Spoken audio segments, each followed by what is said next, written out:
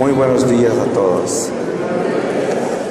Primero quiero darle gracias a Dios por la bendición de estar con todos ustedes en este retiro y iniciando esta Semana Santa. También al Padre Marino por confiarme su comunidad, que también es nuestra parroquia de Peregrinos del Amor. Y estamos también muy honrados y contentos de tener este templo ya construido, de tanto esfuerzo de toda la gente que con tanto amor ha luchado para que estas paredes se levanten y para que se dé ese testimonio tan grande en esta zona después de tanto ataque, de tanta persecución, como son todas las obras de Dios. Y ya tenemos la bendición de vivir la gracia de Dios, que por encima de toda la oposición de los enemigos de la iglesia, este templo se terminó, se construyó, y hoy pues lo celebramos todos nosotros en esta Semana Santa, dándole gracias a Dios por estar con nosotros y por protegernos en las luchas, y sobre todo por demostrar que cuando Dios quiere algo nadie lo puede atajar, y esto que quede como testimonio en la vida de cada uno de nosotros. Este templo es un testimonio de eso. Por eso tenemos que pedirle mucho al Señor por el Padre Marino, que ha sufrido pues los quebrantos de todo esto, y que hoy pues que disfrute los frutos que se han dado de su esfuerzo. Voy a pedirle, Señor, su santa palabra, para que en esta palabra comencemos esta primera reflexión que se llama Cargando la cruz y siguiendo a Jesús. Y les voy a leer del Evangelio de San Juan, en el capítulo 7, desde el versículo 21. Jesús les contestó: yo hice una sola obra y todos os habéis extrañado, puesto que os dio Moisés la circuncisión, aunque no es de Moisés sino de los patriarcas. Incluso el sábado circuncidáis a un hombre. Si un hombre recibe la circuncisión el sábado para no quebrantar la ley de Moisés, os indignáis contra mí porque he curado por completo a un hombre en sábado. No juzguéis por las apariencias, sino juzgad con recto juicio. Palabra de Dios. Para nosotros, como decía el Padre en la homilía, la Semana Santa no es simplemente un hecho histórico, no es simplemente una memoria religiosa. Por algo estamos acá, porque nosotros le estamos dando a nuestra religión espíritu, y por eso la Semana Santa no es simplemente la misma, sino que es el caminar con Jesús. Esa es la Semana Santa. La Semana Santa es el paso del peregrino con la cruz. Y aquí estamos nosotros, no haciendo un alto, aunque este es el espacio que nos llamaba el Padre Marino a disfrutar y a vivir, que es verdad que es un espacio, pero lo que estamos haciendo es que estamos certificando y comprobando nuestra realidad espiritual con Jesucristo. O sea, de que aquí traemos nuestra cruz, cada uno de nosotros, y nos presentamos al Señor. Qué bueno que tenemos este crucifijo que ha sido puesto aquí en la iglesia y que representa precisamente la unión de todos nosotros con ese Cristo. Nosotros, en medio de toda la batalla espiritual que vivimos como católicos, nos encontramos inclusive con cosas absurdas como el cristianismo, las sectas que rechaza al crucificado y tan solo predica al resucitado.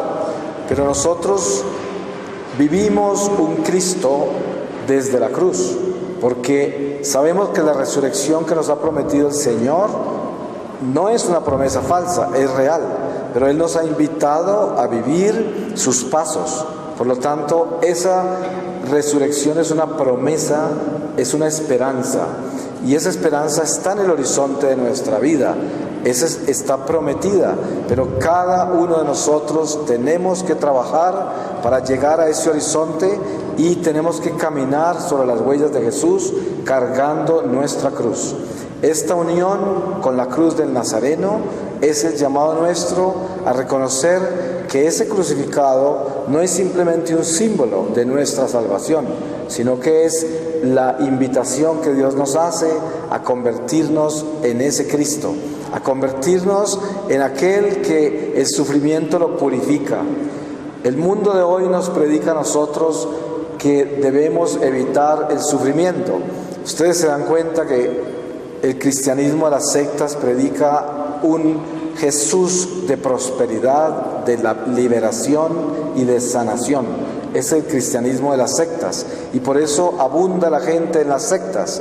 Llenan estadios porque van a solucionar el dolor, el sufrimiento, la pobreza, a solucionar todas las tribulaciones de la vida temporal.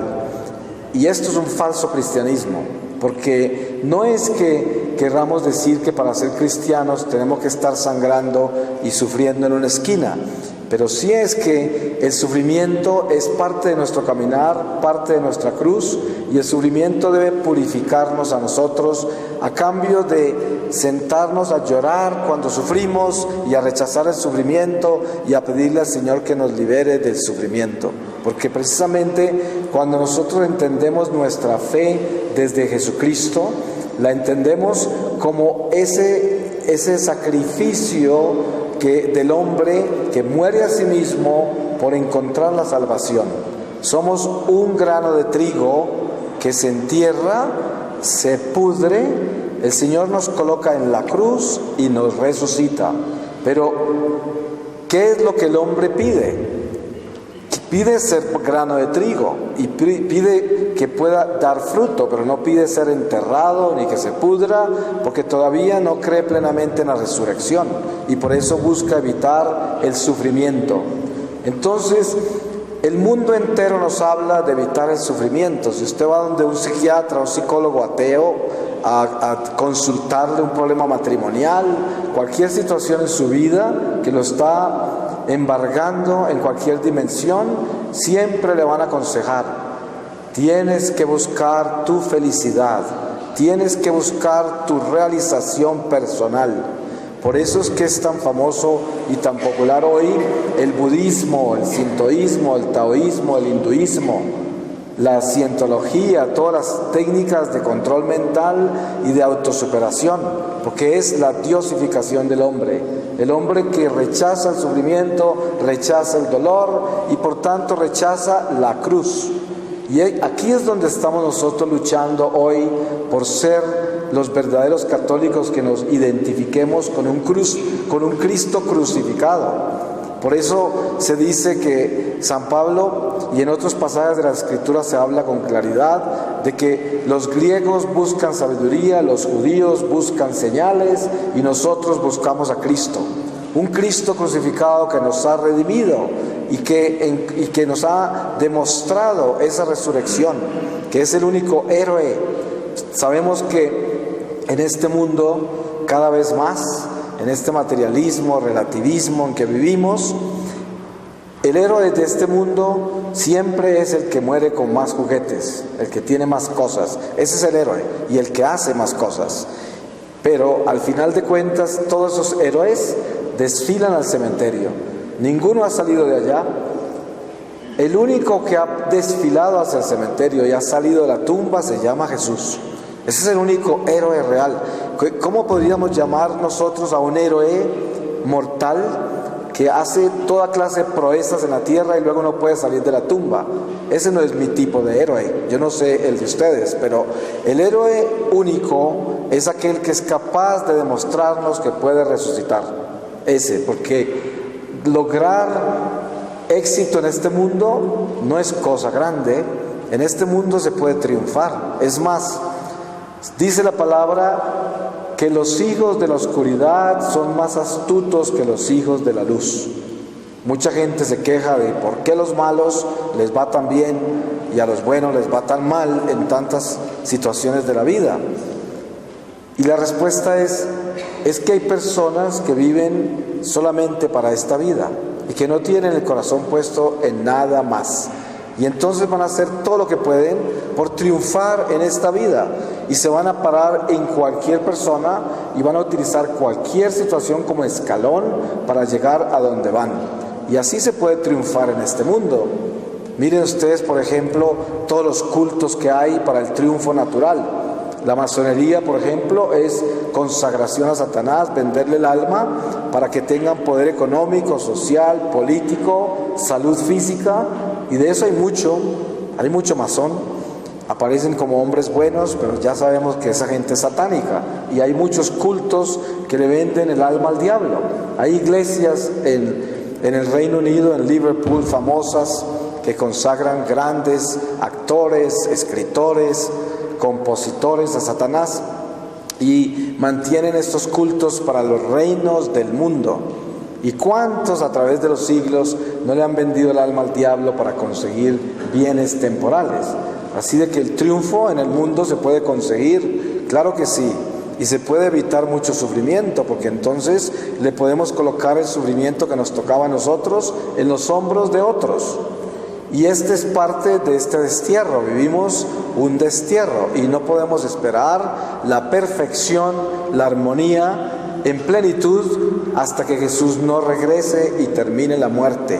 Por eso es que si nosotros todavía vivimos en este reino de la muerte y entendemos muy bien lo que Jesucristo nos vino a traer, que es la vida, entonces, amparándonos en esa promesa y viviendo en esa esperanza, podemos tener la fe que el Señor nos ha prometido por esa esperanza, y también podemos vivir con caridad y tener esas verdades teologales donde la Iglesia nos enseña que la fe, la esperanza y la caridad es la Trinidad de nuestro camino.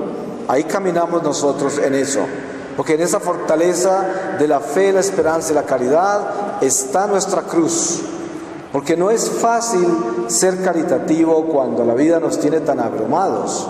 Generalmente a veces no tenemos paciencia ni tolerancia, no tenemos compasión con nadie por el peso de nuestra cruz.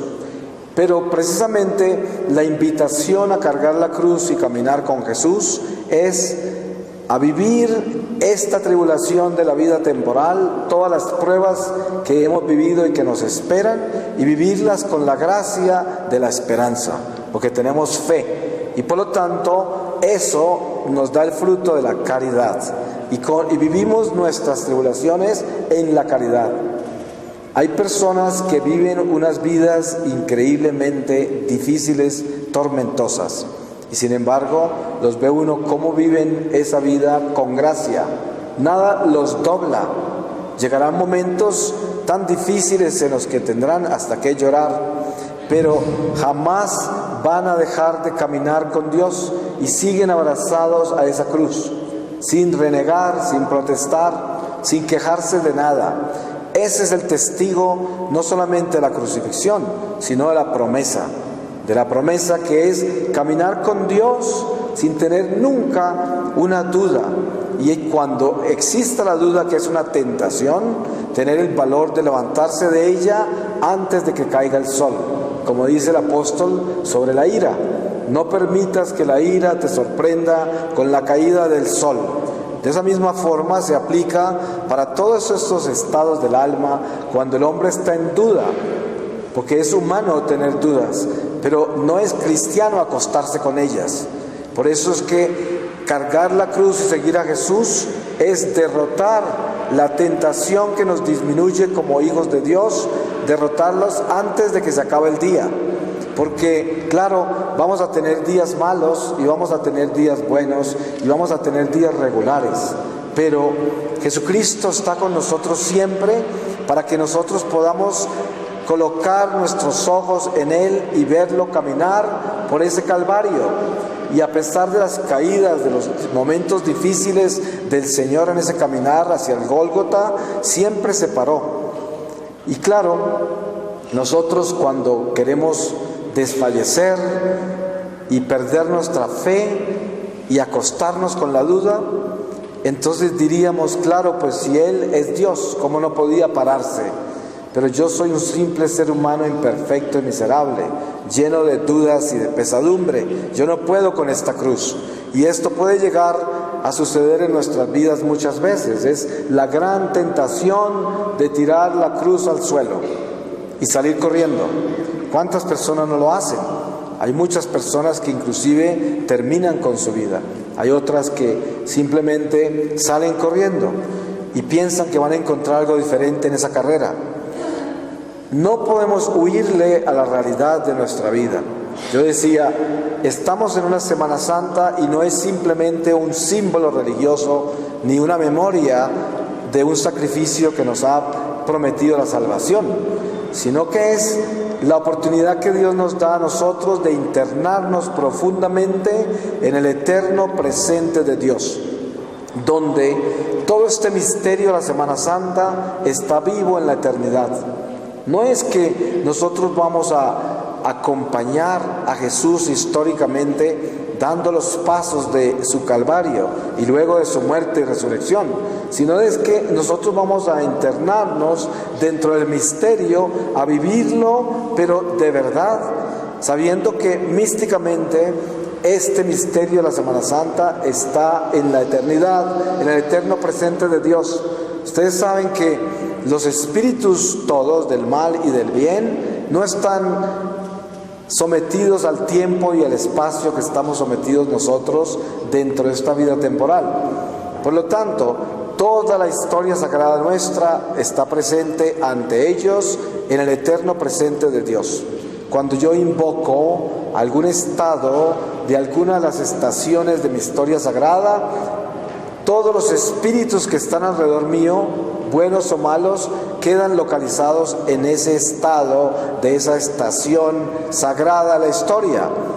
Si yo levanto un crucifijo y yo estoy fiel a ese crucifijo, los espíritus que están en el aire no van a ver simplemente un objeto material, sino que se van a encontrar con un Cristo en la cruz, de verdad vivo, porque ellos están en eternidad. Y para ellos no existe esa simbología, existe una realidad espiritual que está presente. Y en el eterno presente de Dios, Jesús está en la cruz, Jesús está caminando por el Calvario, Jesús se encarna, está en el anuncio del arcángel San Gabriel, Jesús está resucitado, Jesús está a la derecha del Padre.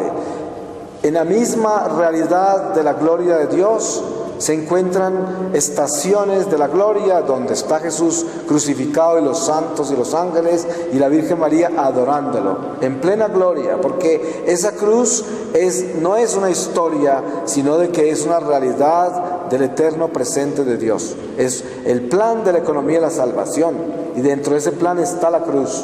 Por eso, esta Semana Santa, si nosotros nos internamos en ella con la mística que la Iglesia nos invita a vivir, entonces vamos a tener esa experiencia íntima con Dios, donde no solamente nos integramos con la historia, pero nos integramos con una vivencia que está asequible para nosotros en el Espíritu y que nos puede llevar a compenetrarnos con algo que necesitamos urgentemente, que es espiritualizar nuestra vida. Ustedes saben que vivimos en el mundo material y cada día es un día en el mundo material, y entonces la tendencia que tenemos es simplemente a vivir este materialismo, porque es mucho más fácil, es más asequible a nosotros, porque estamos conectados directamente a Él a través de instintos, sentidos y razón. Y entonces no es tan sencillo conectarnos con el Espíritu, porque con el Espíritu, como es intangible, invisible, inasequible para nuestra naturaleza primaria, es muy fácil descartarlo. Y por eso hay gente que dice: ay, hace días que no oro, hace días que no voy a misa, hace días que no pienso en Dios, porque es como algo que se puede olvidar, cuando es como decir: hace días que no me baño, hace días que no como, hace días que no duermo. Eso sí no se lo olvida. Pero ¿cuál es la diferencia en cuando hace días que no oro, hace días que no pienso en Dios, hace días que no tengo una experiencia con mi espíritu? Es lo mismo, hace días que no me baño, hace días que no como, hace días que no me cuido mi alma. Y por esa razón hay tantas almas desnutridas. No tienen fuerza espiritual, y la falta de fuerza espiritual evita que nosotros podamos amar, que podamos perdonar, que podamos tener paciencia, compasión, tolerancia, porque se nos seca ese amor de Dios, porque estamos totalmente sumergidos en el mundo material. Y es conveniente a veces ese mundo material vestirlo de religión, y entonces el hecho de que nosotros actuemos religiosamente dentro de ese materialismo nos dé la idea de que estamos alimentando el alma, cuando en sí estamos tan solo alimentando es lo material, y la misma religión es un culto a lo material. Por eso hablaba yo al principio de que es muy común hoy que el católico vaya detrás de las sectas, porque allá le están alimentando el mundo material con un lenguaje religioso, con un lenguaje espiritual, muy conveniente, porque no lo están empujando a la santificación de su alma, de su vida, sino que lo están empujando a que a través de la religión puedo conseguir la solución a todos mis problemas temporales. ¡Qué conveniente! No hay ninguna diferencia entre eso y asistir al mago, al astrólogo, al numerólogo, a los reikis, a los cristales, a quién sabe cuántas cosas que el mundo ofrece. La realidad nuestra como cristianos, para que nosotros podamos decir que estamos viviendo esa cruz y que la estamos cargando con Jesús, es que debemos espiritualizar absolutamente todo en nuestra vida para que tengamos coherencia, para que vivamos en armonía. Y para vivir en armonía con coherencia espiritual, tenemos que reconocer de que el camino nuestro es un Dios que moldea las almas para la eternidad. Ese es nuestro camino. Entonces, esa mano de Dios tan solo se puede posar sobre esta vasija de barro para moldearla cuando esta vasija de barro es dócil, cuando esta vasija de barro se entrega amablemente a las manos de ese alfarero, porque sabemos por revelación divina de que Dios tiene un plan con nosotros. Y qué paz más grande puede tener el hombre cuando confía en ese plan. Ustedes se dan cuenta que el Divino Maestro hace todo para que nosotros entendamos qué es lo que quiere de nosotros. Si nosotros nos compenetramos en las revelaciones de estos tiempos bien cercanos a nuestras generaciones, nos tomamos por ejemplo a Santa Faustina Kowalska en la Divina Misericordia, y encontramos en esa presentación que hace Jesús a su pueblo, nos encontramos con una invitación de confiar en Él. ¿Y qué es esa invitación en realidad? Porque si usted está sumergido en toda clase de problemas en esta vida y no parece que usted le da solución a todo lo que usted ha proyectado como vida propia, y parece que todos sus planes fracasan, y parece que no puede sacar la cabeza del agua y sigue ahogado, y aquí le aparece un Jesús que le dice: no se preocupe, confíe en mí. Pues es como difícil, porque ¿cómo puedo confiar yo cuando no puedo sacar la cabeza del agua? Ahora, la invitación que Dios hace es una invitación no a confiar en solucionar mis problemas porque Jesús me ama, sino a confiar en que Jesús tiene un plan por mí, para mí, aunque me esté ahogando.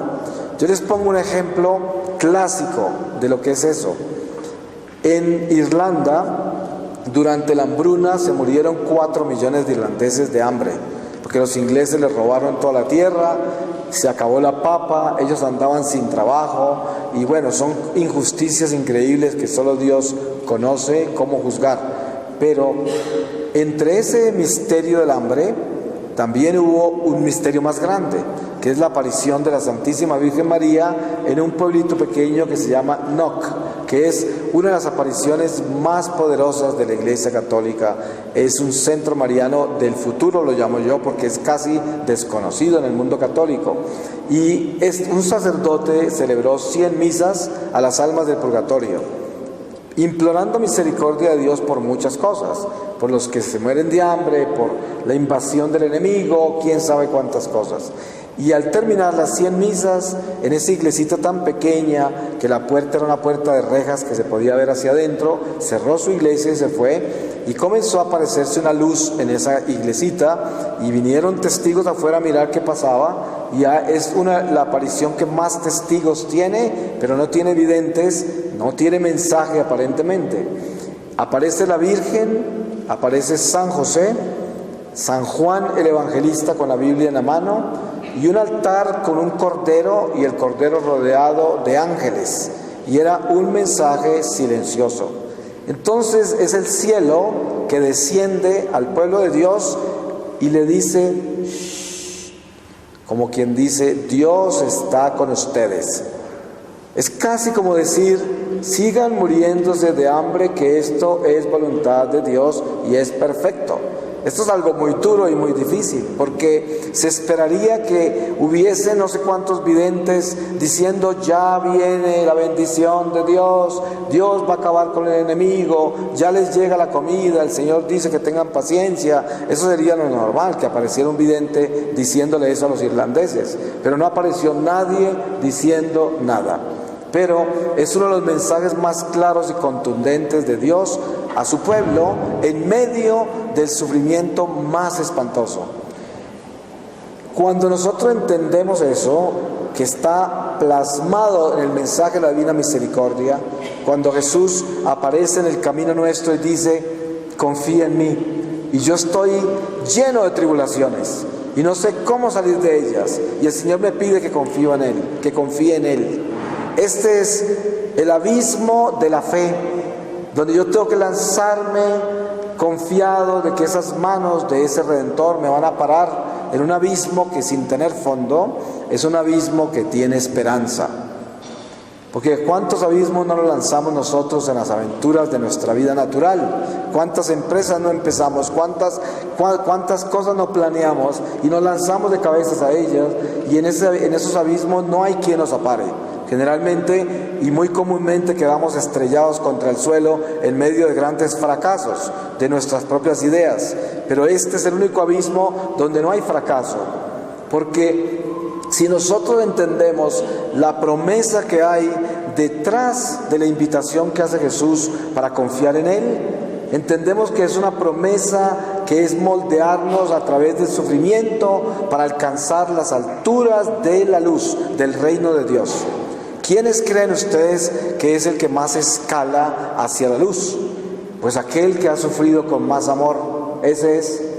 Yo siempre pongo el ejemplo de personas buenas, que son personas sacrificadas. A veces entre esa lista se cuentan madres de familia, padres de familia, a veces hijos, a veces amigos, que se dan completamente al prójimo y trabajan incansablemente. Nadie sabe ni siquiera cuándo están enfermos, porque nunca se quejan, nadie conoce sus dolores y siempre se están dando, 100% dándose. Esas personas, ya se podrán imaginar ustedes, que son las personas que cuando termina esta vida se elevan como un cohete hacia la luz, como un cohete. Ustedes podrán ver, a mí me pasa, como viajo todo el tiempo de misiones, busco ir a la Eucaristía todos los días y muchas veces me tocan funerales. Y funerales de gente que yo no sé quién es. Y en algunos funerales parece que se hubiese hundido algo. Todos están así en el funeral. Otros funerales parece que se hubiese elevado un cohete al cielo. La gente tiene la tristeza del desprendimiento que hasta el mismo Jesús lo tuvo con Lázaro, aunque sabía que lo iba a resucitar. Es un desprendimiento humano que duele, pero con esa alegría y esa paz de que es un desprendimiento perfecto, que es santo, que está en manos de Dios, que se elevó hacia la luz, y ese es un descanso enorme. Ese es exactamente el sentido de lo que es la fidelidad a la cruz y a cargarla con el Señor, que en el momento de nuestra partida, aquellos que participen en ese funeral puedan estar mirando para arriba, y que a pesar de que derramen unas lágrimas por la ausencia de esa persona que partió, por la cual tenían tanto cariño, sin embargo tienen esa confianza, esa paz, que esa persona terminó su tarea y se elevó a las alturas de Dios.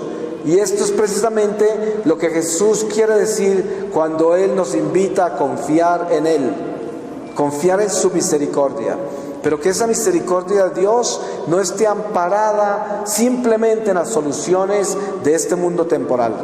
Porque ¿cuándo es que vivimos nosotros con este rostro de limón, todos amargados, porque no nos salen las cosas bien?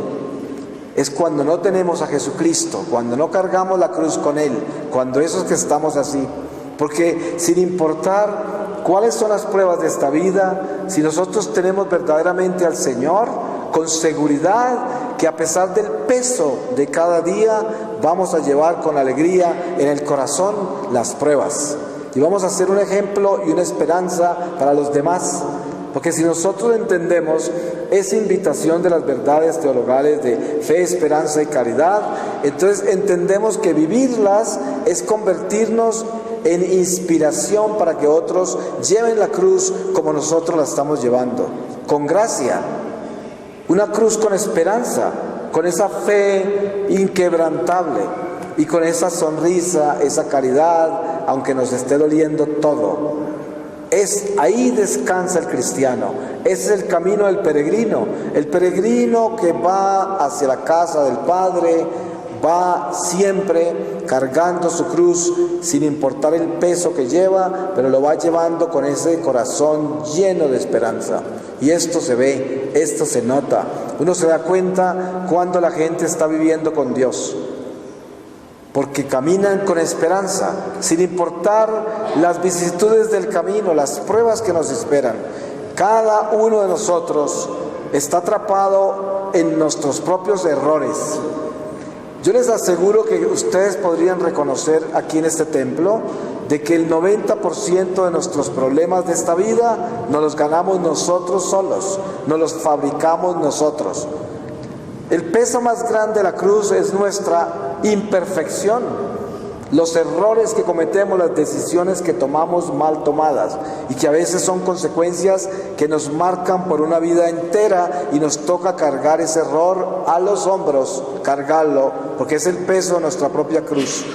Y esto, cuando nosotros entendemos que no es culpa de la vida, ni es culpa de Dios, ni siquiera mismo culpa del prójimo, porque hasta el enemigo que nos hace daño, al final de cuentas, cuando miremos bien, nos hizo daño porque nos expusimos, nos colocamos como carnada. La mayoría de las veces son muy pocas las víctimas, son muy pocas las almas víctimas. La mayoría de nosotros somos víctimas de nuestros propios hechos, de nuestros propios errores.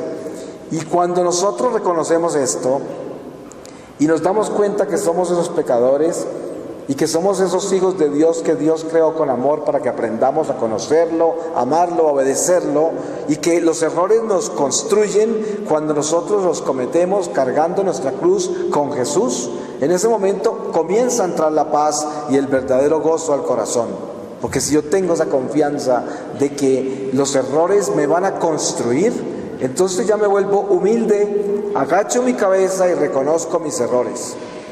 A veces nos pasan cosas muy difíciles, nos pueden calumniar, perseguir o simplemente cantarle la verdad de nuestra vida al público para que la gente nos odie, nos persiga o nos quite las oportunidades que podamos tener en nuestra vida.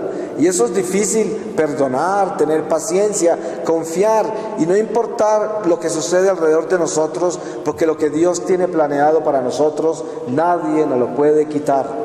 Absolutamente nadie. Pero lo que pasa es que el plan de Dios para nosotros es la salvación de nuestra alma.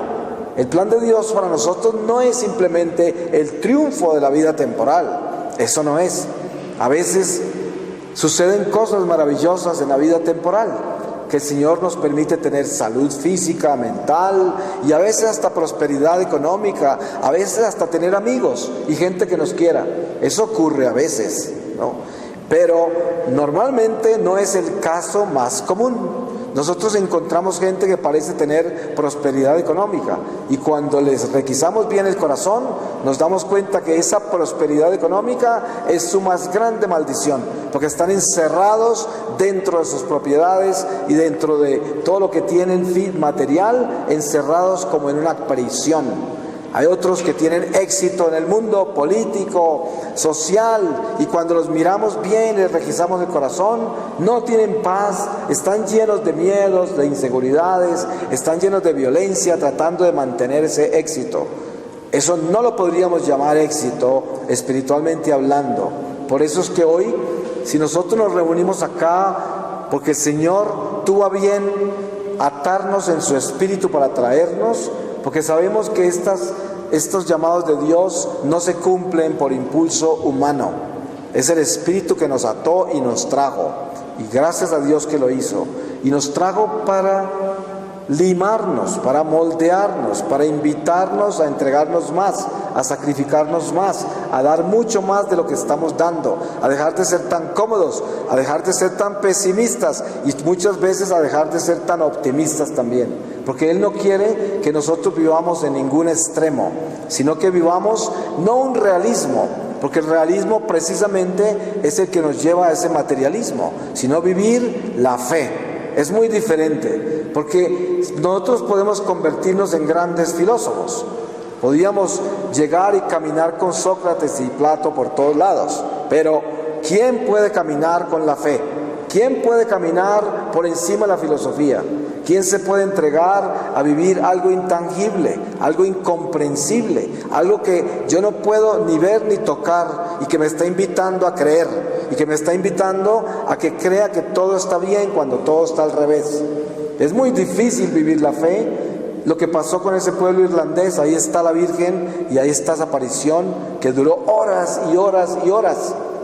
Y que es una de las apariciones que más rápido se han aprobado en la iglesia, porque es contundente. Pero ¿acaso le trajo soluciones el Señor a ese pueblo como el pueblo lo esperaba?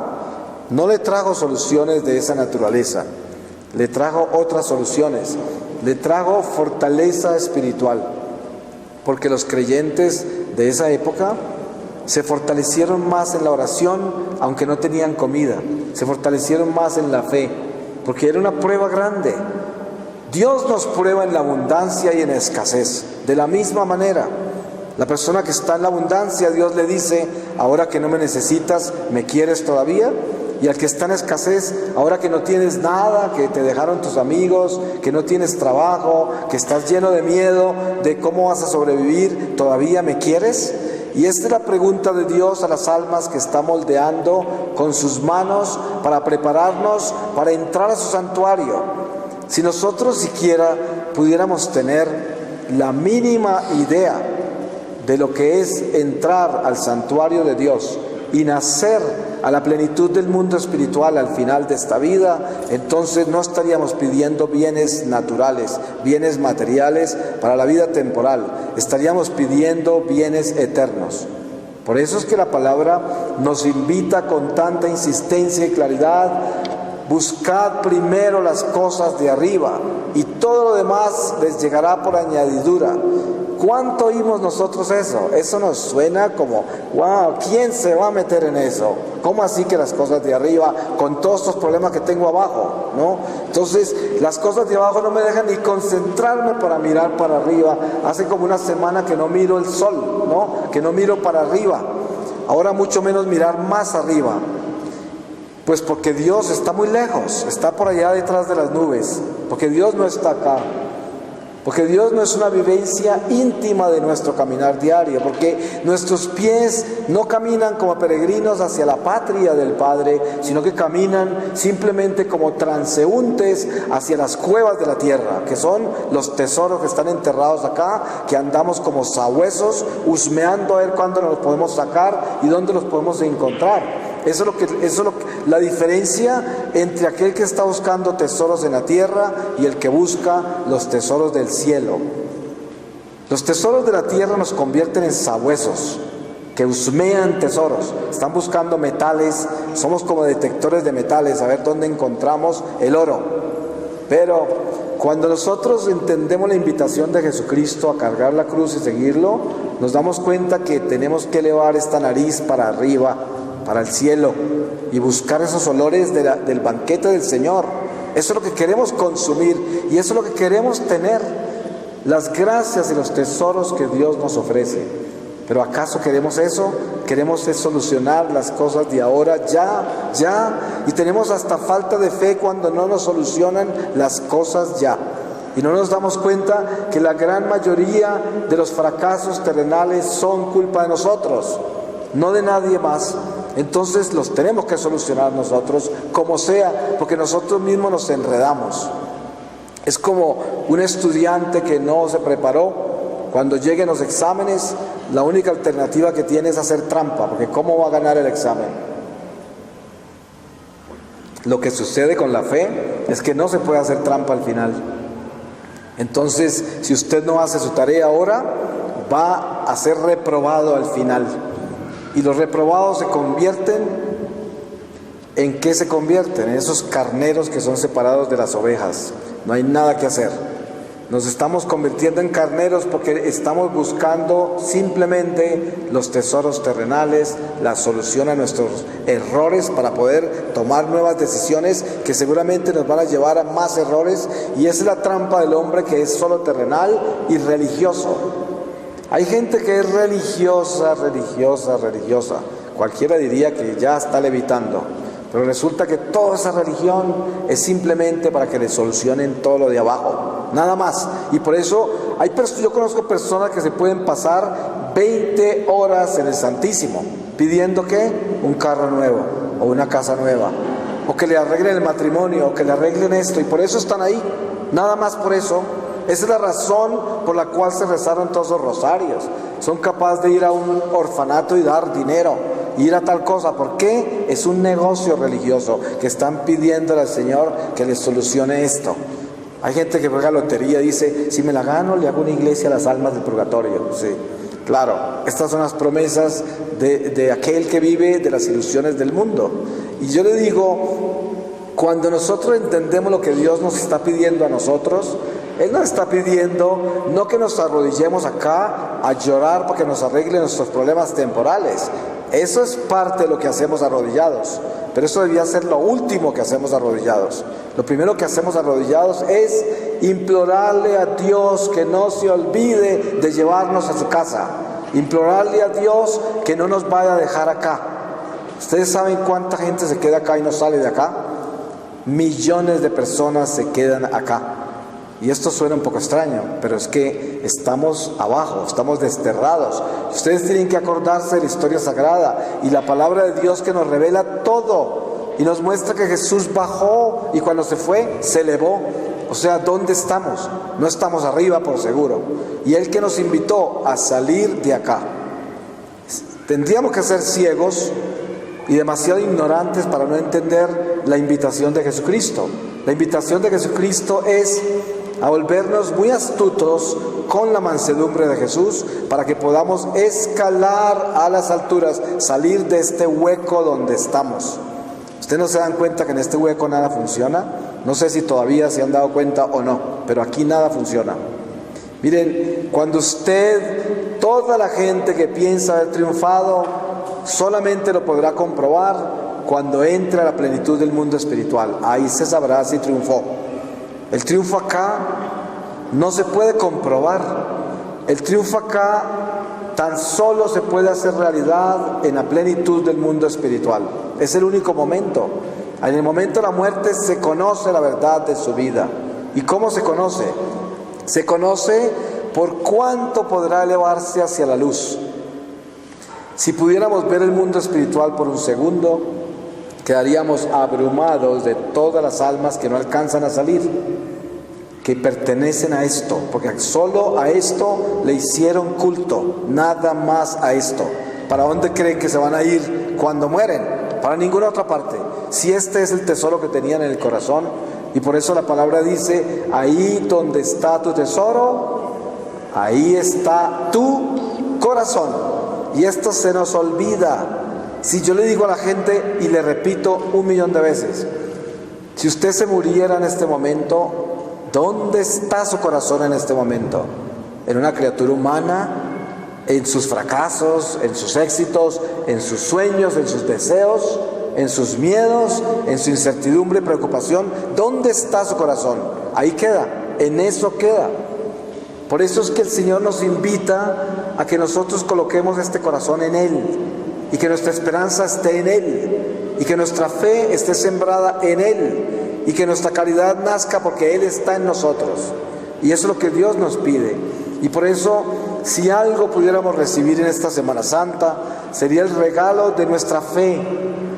Por eso, cuando leemos el Evangelio, encontramos pasajes muy curiosos, que son esos momentos perfectos que tenían los apóstoles. Ustedes se dan cuenta que normalmente los apóstoles no entendían nada, solamente vivían deslumbrados, pero no entendían nada. Y en algunos momentos que el Señor les decía algo y ellos lo entendían, ¿qué decían ellos? Señor, aumentanos la fe. Porque ya entendían qué era lo importante. Lo importante no eran las luchas que ellos querían triunfar, conquistar, que eran pues tumbar a los romanos, la libertad de Israel, y quién sabe cuántas cosas tenían como milicia, y tener triunfo en el mundo. O sea, fíjese que hasta de los más santos como Juan y Santiago estaban tan ciegos que le pedían en el reino de él sentarse a la izquierda y a la derecha. No sabían siquiera que estaban hablando. Y ahora esta realidad del momento perfecto de los apóstoles siempre los llevaba era a las alturas de Dios. Ya superaban las cosas temporales, las ideas que tenían del triunfo natural, y le pedían al Señor cosas grandes. Le decían, aumentanos la fe. Eso es muy grande. Usted se imagina que usted se venga a adorar al Santísimo y se quede horas en el Santísimo pidiéndole al Señor solamente que le aumente su fe. Se pone de fiesta el cielo entero. Van a salir todos los ángeles. Finalmente se dio cuenta, dejó de pedir chécheres, cacharros, ahora está pidiendo lo que es. Eso es el triunfo del cielo con las almas. Nos la pasamos pidiendo cosas que no nos dan nada, que no nos sirven para nada. Ustedes saben que si usted se dedica a pedirle a Dios su santidad, su perfección, a pedirle a Dios que lo lleve a la casa del Padre, a la gloria, todos los días en todas sus oraciones, ¿sabe qué hace el Señor? Le soluciona todas sus cosas naturales también, porque esas quedan de secundarias. Por eso se dice, busca primero las cosas de Dios y todo lo demás te llegará por añadidura. ¿Cuánto oímos nosotros eso? Eso no lo oímos comúnmente, porque es que es demasiado intangible. ¿Cómo así? Si es que estas cosas de acá se tienen que solucionar ya. Ustedes han visto el padre realista, váyanse a rezar, yo soy el que traigo el pan aquí, a mí sí me toca ir a trabajar, ¿no? Entonces es como esa realidad, ese realismo. Pero el padre del materialismo, que es ese realismo, es precisamente la corona del relativismo. Por eso estamos como estamos, porque todo es relativo. Pero si nosotros entramos al cristianismo, donde no existe la posibilidad de naufragar en el materialismo ni en el relativismo, encontramos lo que es espíritu, el espíritu de Dios, que es transformante, que es un espíritu que lo que promete lo cumple, que es el único que es fiel y el único que nunca se muda. Dios no se muda, nunca. Pues miren, hay una cosa muy clásica dentro de la vida espiritual, y la comparación paralela es algo que yo siempre pongo como ejemplo. Los pescados no saben que están en el agua. El pescado no tiene ni idea que está en el agua. Para nosotros un pescado está en el agua y está nadando, pero para ellos no. Entonces, un ángel que nos mira a nosotros, dicen, estos ni siquiera tienen ni idea que están nadando en el agua de Dios, no tienen ni idea. Solamente sabemos cuando nos sacan de ahí, porque entonces ya estamos boqueando que se nos acabó el oxígeno y nos mandan al abismo, ¿sí? Porque ya nos morimos espiritualmente. Pero este es el llamado. El llamado es a que seamos mucho más que pescado, que seamos seres racionales a los cuales Dios le dio la oportunidad de trascender de la razón al espíritu. Por eso, una fe que no tenga razón no tiene vida, y hay que aterrizar las cosas de Dios en la razón, pero nunca buscar por la razón la fe, porque ahí es cuando se pierde. Por eso hay ateísmo, por eso hay gente perdida, porque trataron de encontrar a Dios a través de la razón, y así no se encuentra. Se comienza del espíritu a la razón. Entonces, ¿cuándo fue que los apóstoles entendieron todo lo que pasó con Jesucristo? ¿Cuándo? Ni siquiera cuando Él resucitó. 40 días estuvo entre ellos y los apóstoles seguían con miedo. No le contaron a nadie que Él había resucitado. Fue cuando descendió del cielo las lenguas de fuego, el Espíritu Santo. Entonces, ¿cuándo fue que la razón tuvo vida en el Espíritu? Cuando el Espíritu descendió sobre la razón. Antes, por la razón, nunca entendieron nada. Nunca entendieron nada de lo que Dios dijo. Por eso hay ateos, por eso hay gente que anda así como anda, porque por la razón tratan de encontrar a Dios. No se encuentra así. La razón se encuentra por gracia del Espíritu Santo, nada más. Y esto es lo que debemos tener claro, entender que Dios permitió que viniéramos acá hoy. Dios permitió. Aquí me trajo el Espíritu Santo, para que yo no me haga ideas raras de que yo me vine para acá, gracias a Dios. No, es gracias a Dios que me trajo acá. Hay que enderezar las cosas para que tengamos la cruz al derecho, porque la cruz al derecho es Dios me trajo acá. No es gracias a Dios que me vine para acá, porque esa es la religión que está vestida de espíritu cuando no es espiritual. Y por eso Dios, en su infinita misericordia, nos quiere llevar a capitalizar en el tesoro tan inmenso que nos ha dado de nuestra fe. Este tesoro maravilloso que está aquí dentro de este templo, que es Jesucristo vivo en la Eucaristía. Este Señor que está acá, que nos creó con sus propias manos y que está en nuestra presencia y que nos ama y que solamente quiere que nos abandonemos a Él a pesar de toda la carga que traemos. Si nosotros pudiésemos colocar la carga de todos nosotros aquí en el piso, conscientemente se cae este templo, con seguridad, porque es que pesa. Cada uno de nosotros tenemos un gran peso, querámoslo o no, lo cargamos. Ustedes, hay días que es hasta difícil levantarse, inclusive muchas veces es difícil acostarse, porque hay tanta preocupación. Y esta es la carga que llevamos. Pero el Señor no quiere que nos dopemos para acostarnos, ni mucho menos para levantarnos, con ninguna ilusión del mundo temporal, con ningún sueño banal. Él quiere que nos llenemos de su oxígeno, que es su amor, y no nos promete, el Señor no nos promete triunfos en nada. El único triunfo que nos promete es que nos lleva a la gloria eterna. Eso es lo único que promete Dios en Jesucristo. Por eso, si usted quiere atreverse a seguir a Jesús, tiene que atreverse a buscar tan solo las cosas de arriba. Y de pronto le solucionan algunas de las cosas de abajo, de pronto. Porque miren que las cosas de abajo, primero, la mayoría de cosas complicadas nosotros nos la complicamos. Por lo tanto, el Señor dice, usted se enredó, desenrédese. Y si no puede, de malas, yo no le puedo ayudar en eso, porque esa es su purificación. Ahí tiene que purificarse. Esas cosas no las soluciona Dios. Dios no viene a decir, pobrecito, mire las decisiones que tomó tan horribles, le voy a quitar todos los enemigos, toda la gente. No, eso no existe, no puede. El cielo no hace eso. Entonces los problemas de esta vida, soluciónelos usted solito, como pueda. Y si no puede, cárguelos hasta el final. Pero las metas eternas, la verdadera salvación, eso sí lo puede arreglar el Señor. Eso sí, de eso se encarga Él. Y esto hay que entregárselo a Él. Hay que entregárselo a Él porque eso es lo único que vale la pena. Es lo único que tiene la trascendencia real. Y sus problemas, vívalos como purificación. Les voy a dar un ejemplo clásico. Una mujer que yo conocí está posesa porque tuvo un novio que era un brujo, y este brujo ya de alto peso la inició a ella como bruja. Entonces la caminó por el primer astral y luego por el segundo, y ya la mujer volaba y ya era una bruja, ¿no? Terrible, ya le vendió el alma al diablo y todo esto.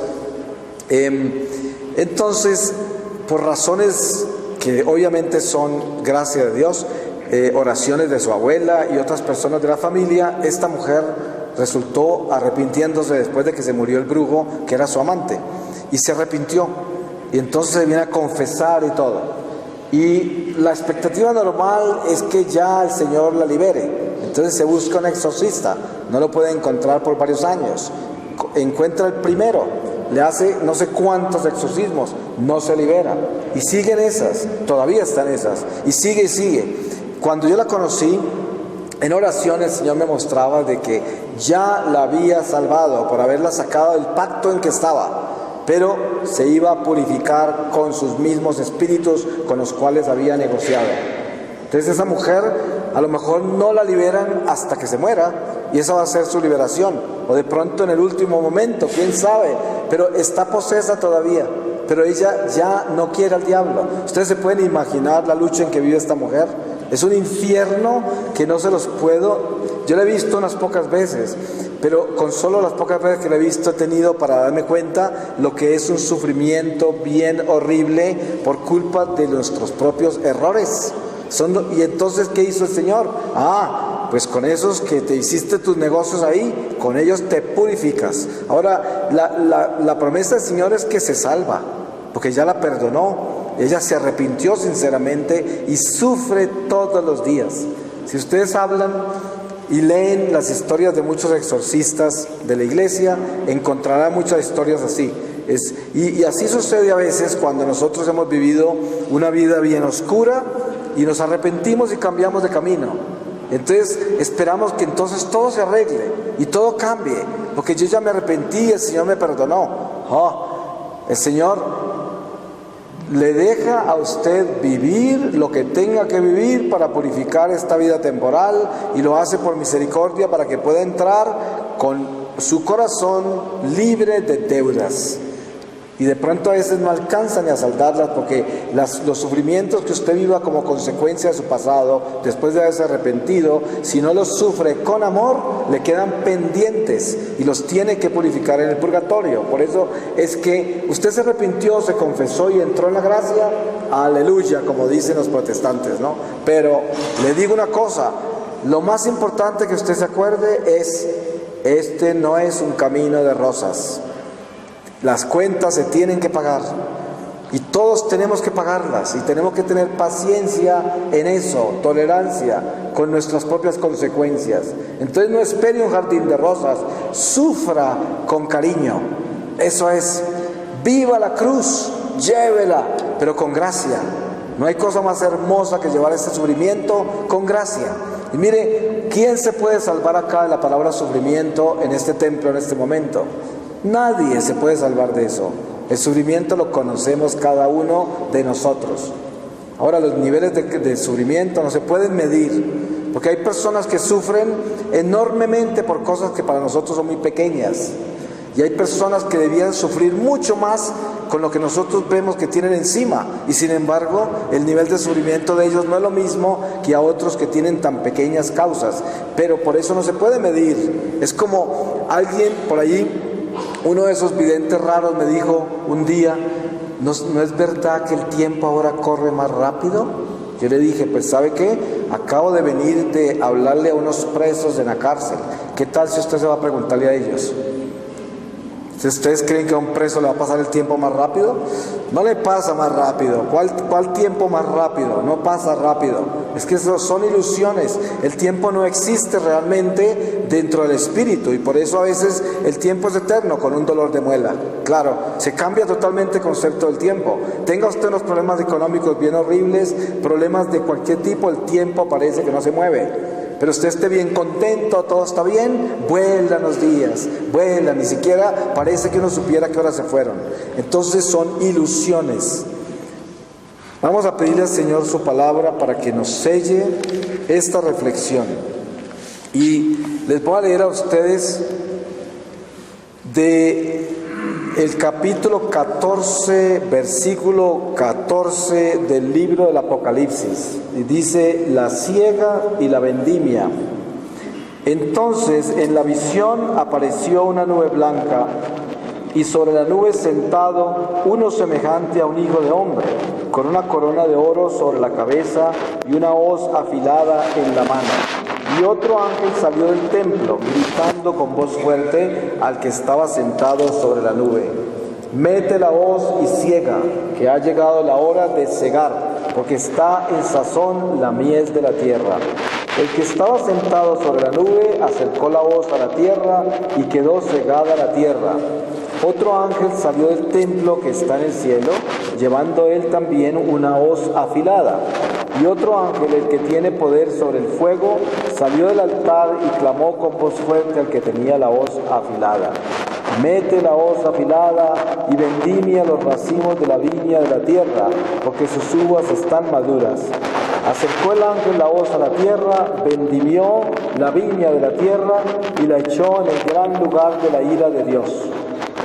El lagar fue pisado fuera de la ciudad, y del lagar salió sangre hasta los frenos de los caballos, a lo largo de 1600 estadios. Palabra de Dios. Pues le damos